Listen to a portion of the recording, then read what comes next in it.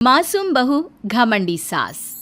घमंडी और सख्त हृदय वाली पुष्पा 92 वर्षीय अपनी सास विमला पर बहुत जुल्म करती थी। ससुर के गुजर जाने के बाद से पुष्पा ने अपनी सास विमला का जानवरों से भी बदतर हाल कर दिया था। वो उसकी गिनती घर के नौकरों में करती, उसे अलग थाली में खाना देती, रहने के लिए अलग छोटा सा कमरा।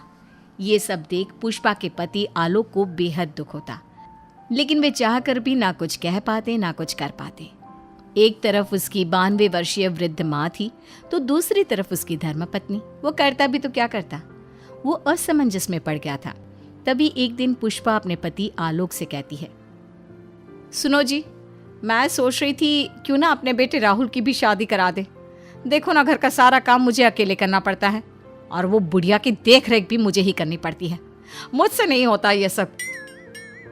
ठीक है, हम राहुल के लिए लड़की देखना शुरू करते हैं। वैसे भी अब उसकी उम्र हो चुकी है। पुष्पा राहुल की शादी के बारे में सोचकर मन ही मन खुश होने लगती है।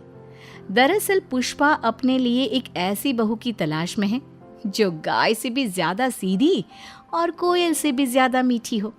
बहुत ढूंढने और जांच परखने के बाद देविका के साथ आखिरकार उसकी तलाश पूरी होती है।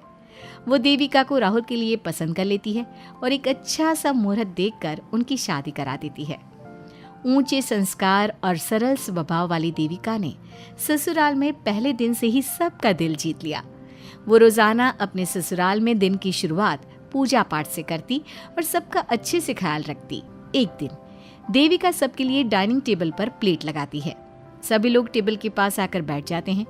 देविका अपनी दादी सास का भी हाथ पकड़कर उन्हें डाइनिंग टेबल पर बिठाती है और उन्हें खाना परोस ही रही होती है कि पुष्पा उसे रोक लेती है। ठहरो देविका। क्या हुआ मम्मी जी? देविका, तुम इस घर में नई हो इसलिए शायद तुम्हें पता नहीं, तुम्हारी दादी सास के लिए अलग थाली है, वो इस थाली में नहीं खाती। देविका मुड़कर विमला की तरफ देखती है और फिर अपनी सास पुष्पा से प्रश्न करती है, लेकिन मम्मी जी, रसोई में तो यही प्लेट थी। तुम यहीं ठहरो, मैं इनके लिए प्लेट लेकर आती हूँ। पुष्पा रसोई में किसी कूड़ेदान की तरह पड़ी प्लास्टिक की प्लेट लेकर आती है और उसी में विमला के लिए खाना लगाती है। जब ये सब देविका देखती है तो वो आश्चर्य में पड़ जाती है और फौरन उठकर रसोई घर से दूसरी प्लास्टिक की प्लेट भी ले आती है। अरे बेटा, ये दूसरी थाली तो किसके लिए लाई है? देविका मासूमियत के साथ जवाब देती है, आपके लिए मम्मी जी। हाँ, मेरे लिए? पर क्यों? माँ जी, जब आपने अपनी सास यानी मेरी दादी सास को प्लास्टिक की प्लेट में खाना लगाया तो मैं समझ गई कि यह ज़रूर आपके घर की कोई परंपरा होगी, इसलिए मैं आपके लिए भी ये प्लास्टिक की प्लेट ले आई।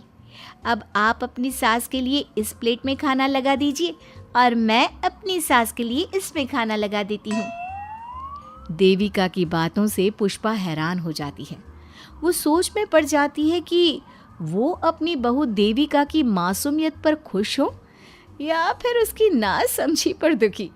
इसी तरह दिन बीतते चले जाते हैं और अब देविका को घर का माहौल और सास का स्वभाव सब समझ में आने लगता है। एक दिन सुबह पुष्पा अपनी सास यानी विमला को उसके कपड़े धोने के लिए